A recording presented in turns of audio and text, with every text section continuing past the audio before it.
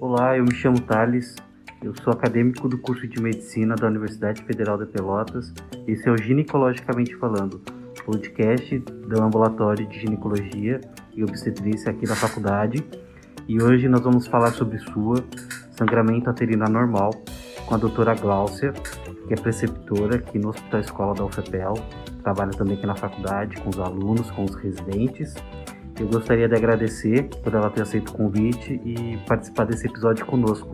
Bem-vindo, doutora Gláucia. Boa tarde, Thales. Eu que agradeço o convite. Muito obrigada. É um prazer estar aqui com vocês. Doutora Gláucia, eu poderia fazer uma introduçãozinha, mas eu acho que partindo da primeira pergunta, a senhora vai poder fazer a participação dessa introdução, né? Que seria o que é o sangramento uterino anormal, conhecido como SUA. O sangramento uterino anormal, Thales, é a denominação atual para os distúrbios da menstruação. Em 2011, a Federação Internacional de Ginecologia e Obstetrícia fez um grupo de trabalho para tentar padronizar termos como hipermenorreia, menometrorragia. Isso ficava muito difícil. Cada lugar utilizava algum termo. E aí, em 2011, eles decidiram unificar tudo isso e aí a gente passou a denominar de sangramento uterino anormal. Qualquer alteração menstrual, seja duração do ciclo, seja na frequência ou no volume do sangramento, lembrando que é menstrual, né? Então isso a gente já exclui as gestantes, certo? Certo, doutora Gláucia.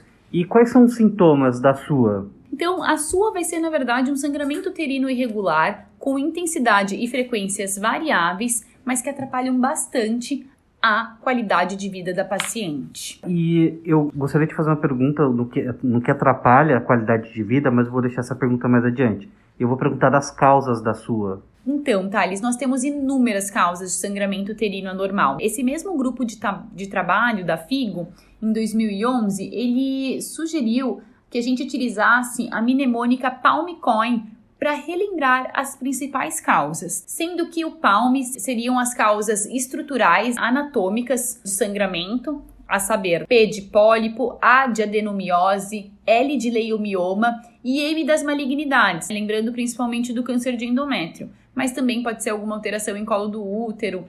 O COIN seriam as alterações não estruturais do sangramento uterino normal. Então, C de coagulopatias, O de ovulatórias, na verdade, anovulatórias, E de endometriais, hiperplasia endometrial, atrofia endometrial, I seriam as causas iatrogênicas, algum uso de medicação, e N as não classificadas, alguma laceração pós-relação sexual, enfim, alguma outra causa que não entre nas demais.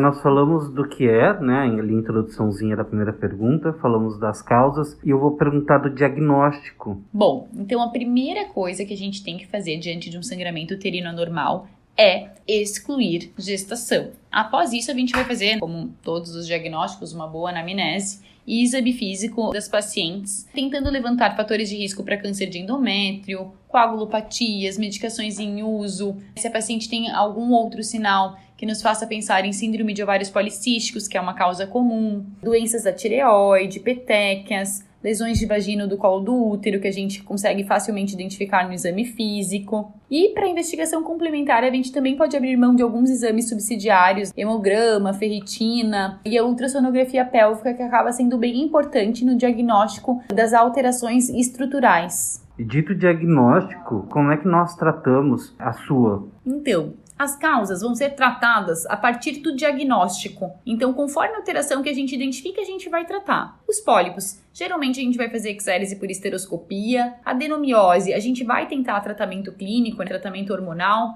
inicialmente. A gente também tem os sistemas intrauterinos liberadores de levonorgestrel. Ou até mesmo esterectomia, quando for refratário. No caso de adenomiose refratários ao tratamento clínico, a gente pode considerar a esterectomia. Leiomiomas, a gente vai tentar, de acordo com a localização dessas lesões, a gente pode tentar miomectomia por esteroscopia, miomectomia laparoscópica, embolização de artérias uterinas também é uma possibilidade, ou também, para os casos refratários, a esterectomia seria um tratamento proposto. Para as malignidades, geralmente a gente vai fazer cirurgia de estadiamento, por exemplo, no câncer de endométrio, alguns estádios de câncer de colo uterino. Isso para as causas estruturais, Thales, para o PALM. Para o COIN, né, para as causas não estruturais, a gente vai tentar identificar também a principal causa e tentar corrigir coagulopatias, as causas ovulatórias, as causas endometriais e as iatrogênicas e as não classificadas. Mas sempre vai ser de acordo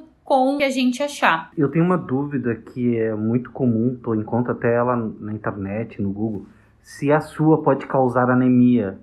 Pode sim, tá, Thales? Dependendo do grau de sangramento e tempo que o sangramento uterino anormal está instalado na paciente, pode causar anemia sim. E tem tratamento. Tem uma outra pergunta bem interessante e corriqueira, que é se a tua altera a fertilidade. Sim, Thales, o sangramento uterino anormal, dependendo da causa, pode sim atrapalhar a fertilidade. Por exemplo, leiomiomas, de localização submucosa podem atrapalhar a fertilidade, algum pólipo em cavidade endometrial também, além das causas ovulatórias. Então, não é incomum causar infertilidade. Nos exames de rotina que a mulher teoricamente e praticamente também tem que fazer na volta do ano, a sua, ela causa alguma alteração, ela atrapalha ali naqueles exames? Atrapalha sim, Thales. Vamos falar de um exame super comum que as mulheres devem realizar, que é o citopatológico do colo uterino, Papa Nicolau. Então, isso não é pouco comum, O paciente procura a unidade básica de saúde para coletar o Papa Nicolau e ela tá com sangramento. Muitas vezes essa paciente não vai ser nem examinada, Não vai fazer o exame ginecológico completo, não vai fazer a coleta do Papa Nicolau e muitas vezes a gente pode deixar passar lesões e o próprio diagnóstico de sangramento uterino anormal ao não examinar a paciente. Tá, então, no geral, atrapalha sim. Tem uma outra pergunta que seriam as consequências da sua na vida da mulher, no dia a dia dela. Como é que esse sangramento uterino anormal atrapalha o dia a dia da mulher? Então, Thales, é muito variável com a intensidade dos sintomas, mas é descrito que existe redução na qualidade de vida dessas pacientes, porque passar o tempo todo sangrando é bem chato. Elas faltam mais ao trabalho, tem um absenteísmo maior, infertilidade, que a gente já comentou, anemia. Então, o fato de você sangrar cronicamente atrapalha bastante, Os diversos aspectos. Dependendo da profissão da paciente, daqui a pouco você é, atleta ou alguma coisa, também incomoda bastante. Mas, enfim, causa uma redução importante da qualidade de vida dessas pacientes. Então, a gente sempre procura fechar o diagnóstico e tentar resolver. Eu tenho aqui uma última pergunta que é a respeito, aproveitando o tópico da infertilidade, se é sobre o aborto. Se a sua ela causa aborto, ela tem alguma relação com o aborto? Não, Thales. Na verdade, o sangramento uterino anormal, ele por definição vai ser fora do ciclo gravídico. Então, os sangramentos dentro da gestação ou abortamento não são classificados como sangramento uterino anormal. Por isso que no início eu comentei, são distúrbios menstruais. Então, a paciente não pode estar grávida. Tá, mas isso impede o aborto? Impede não. Ele poderia causar aborto? Uma paciente que ela tem engravida. Aí ela engravidou, aí ela é gestante, daí a gente não classifica como o sangramento uterino anormal. Mas vamos supor, se a paciente tem um sangramento uterino anormal por uma causa ovulatória, por exemplo, sim, ela pode estar mais predisposta, por exemplo, a ter algum abortamento, alguma coisa. Tá bem, doutora Glaucia, esse foi o episódio de sua. Foi rápido, mas essa é a intenção do nosso podcast, que ele seja rápido enquanto tu estiveres caminhando, estiver fazendo uma limpeza, estiver ouvindo uma música, descansando, caminhando, enfim, para que nós possamos elucidar temas importantes na vida da saúde da mulher.